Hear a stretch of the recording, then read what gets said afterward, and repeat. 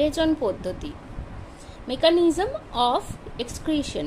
বেশিরভাগ উদ্ভিদ রেচন পদার্থ অপসারণ করতে পারে না।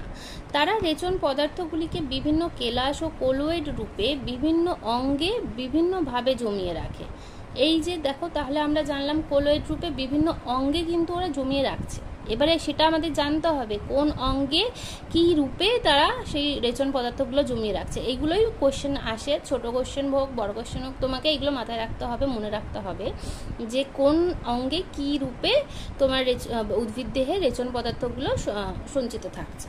আচ্ছা, কতিপয় উদ্ভিদ প্রধানত পত্রমোচন, বাকলমোচন ও ফলমোচন করে তাদের রেচন পদার্থগুলিকে অপসারণ করে। ম্যাক্সিমাম গাছ কি করে, গাছ বলো উদ্ভিদ বলো, কি করে, পত্রমোচন করে, বাকলমোচন ও ফলমোচন, এই তিনটে রেচন পদ্ধতি মেনলি ফলো করে। তাহলে তিনটে পদ্ধতি কি কি আবার বলো নিজের মনে মনে, যে পত্রমোচন, বাকলমোচন ও ফলমোচন। এই তিনটে মোচনের দ্বারা রেচন পদার্থগুলি অপসারণ করে গাছ, ঠিক আছে, বা উদ্ভিদ।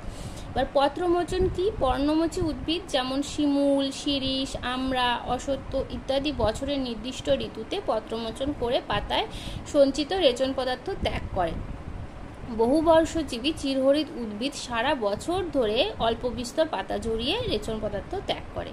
চিরহরিৎ মানে গাছ মানে যারা কম বেশি পুরো সারা বছরই তারা অল্প বিস্তর মানে কম বেশি ও তারা পাতা ঝরে, কিন্তু তারা কখনো কিন্তু পুরোপুরি একেবারে মানে পাতা ঝরে একেবারে এক একটা গাছ হয় দেখবে, তারা পুরোপুরি একটা সিজন বা একটা সিজন বলো বা একটা মানে সময়কাল বলো, যে সময়কালে এসে ওরা কি করে, ওদের পুরোটা মানে পাতা ঝরিয়ে ফেলে। কিন্তু চিরহরিৎ হচ্ছে সারা বছরই তাদের গাছে পাতা থাকবে, কিন্তু তারা কম বেশি সারা বছরই পাতা ঝরতে থাকে। তো সেইগুলো হচ্ছে চিরহরিৎ উদ্ভিদ।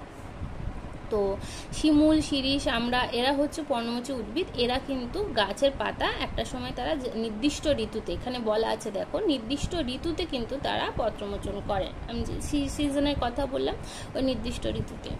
আচ্ছা, বাকল মোচন কোনো উদ্ভিদ যেমন, আচ্ছা তোমাকে এটা মাথায় রাখতে হবে, যখন তুমি এই তিনটে পদ্ধতি রেচন পদ্ধতি সম্পর্কে লিখতে দেওয়া হয় বা বলতে মানে লিখতে দেওয়া হলে, তখন তুমি কি করবে, পত্রমোচন, বাকলমোচন, ফলমোচন বললে, কিন্তু তোমাকে এই উদাহরণগুলো কিন্তু মাথায় রাখতে হবে। একটা দুটো করে উদাহরণ প্রত্যেকটাতেই কিন্তু দেবে, এখানে যেরকমভাবে উদাহরণগুলো দেওয়া আছে।